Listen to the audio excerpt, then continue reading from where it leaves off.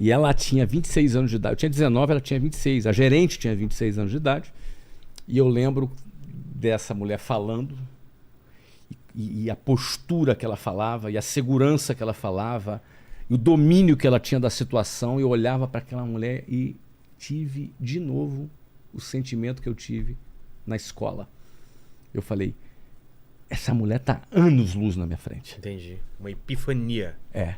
Cara, eu tô muito atrás. Pô, me acho cara, me acho bom, porque eu passo uma prova, porque eu me achava pra caramba. Pô, passei em todas as provas, era o melhor aluno da escola. Naquele mundinho que eu vivia, naquele planeta, eu era o cara. Entendi. Mas quando eu vi aquela mulher performando, falando, a oratória dela, o vocabulário que ela usava, a segurança que ela tinha... Era outro campeonato. Eu falava, cara, é outro campeonato. Eu tô na 5ª divisão, ela tá na 1ª divisão. Exato. E a sensação, de novo, de eu achar que eu tava defasado, eu poderia ter 2 reações. Primeira, isso aqui não é pra mim, deixa eu procurar a minha divisão. Ou a segunda, que era, cara, vou buscar tirar essa defasagem.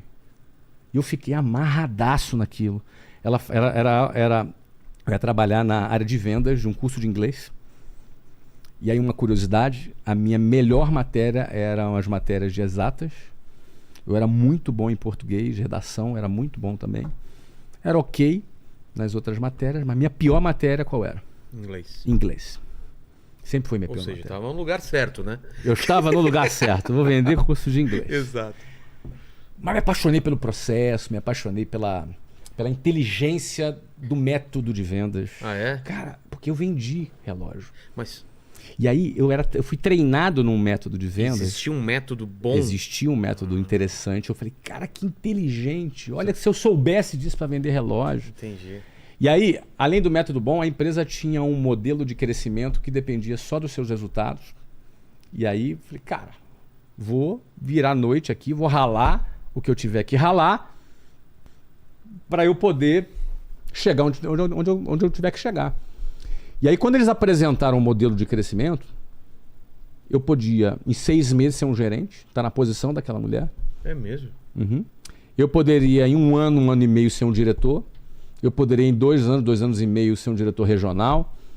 E aí eu poderia, em 6 meses, estar ganhando o que eu ganharia, mais do que eu ganharia quando eu me formasse daqui a 5 anos, na faculdade. Se eu chegasse a diretor, eu poderia estar ganhando 5 vezes o que eu ganharia depois de formado. E quando eu vi aquele plano de carreira, eu falei, cara, escrevi uma cartinha pra Luciana, vamos casar. Porque meu sonho era me casar com ela. Já tem o caminho todo trilhado. Já tem aqui, o caminho trilhado. Só Sério? depende de mim. É mesmo? Exatamente. E ela louca? E ela, pô, que legal, vambora. Acreditou, Acreditou. Nesse teu sonho. A doida foi junto. Pois é. Que legal, irmão, cara. Aí eu me buraquei naquilo com mais força do que quando eu estudei no 3º ano. Engraçado, quando você falou que você ia pra essa vaga, eu achei que você não ia se encaixar de novo como a escola militar. E por que você se encaixou? Por causa do método? Por causa de descobrir coisa toda nova? Com toda franqueza, eu fui interesseiro. É mesmo? Igual você no meu presente aqui. Mas... Eu fui interesseiro. O lance de ter uma coisa mais amarrada não te pegou? Não me amarrava? Não, era horário? Vendas, não tinha horário. Ah, então tá bom. Achei que era uma coisa toda certinha. Não, cara. Era então você tinha completamente liberdade. Solto. Pô, então, eu trabalhava 15 horas por dia. Entendi. Não, negativo. Dependia só de você, então. Dependia só de mim, cara. Só de mim, só do meu trabalho, só de mim. E teu planejamento foi dando certo ou não? O que aconteceu? Eu mergulhei. Eu gastava umas 6 horas por dia de ônibus, porque tinha que visitar cliente. Então, cara, era muito sacrificante. Eu tinha uma camisa, social. 2 camisas sociais, uma gravata do meu pai, uma calça e um sapato. Gastou. Eu tinha que usar isso, era o que eu tinha. O meu pé direito do sapato estava legal, o de esquerdo tinha um furo. Então eu andava, fazia assim, plac, puf, plac, puf. E então, assim, eu tinha que vencer muita coisa. Eu tinha que vencer minha timidez. Eu sou um cara tímido. Muita gente, mas tu se comunica bem, tu tem desenvoltura. Isso é outra coisa. A habilidade de se comunicar a gente desenvolve. Mas eu não sou um cara extrovertido, como muitas pessoas são. Eu também sou assim. E além disso, Vilela, eu era um cara muito complexado.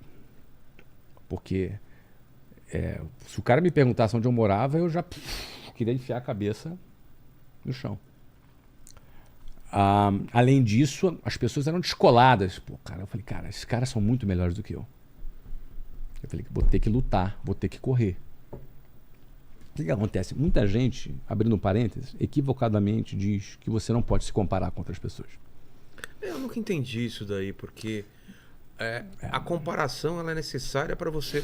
O que a gente está falando, saber em que nível você está e o quanto você pode melhorar. Quanto você pode melhorar. O problema é se você se compara com gente ruim. Exato. Aí você vai, no máximo, ser ruim quanto ela. Agora, se sua comparação é com gente que você admira, pô, qual Quando o problema? você acaba com a comparação, você nivela pela média. Exato. E a média é ruim. É ruim, sempre é ruim. A média é sempre daí ruim. Daí vem o medíocre, né? A mediocridade vem da média. Da média. A média é sempre ruim. Os caras que são outliers, fora da média, precisam ser referência para puxar outras pessoas. Entendeu? Todo mundo que se destaca muito foi muito ruim.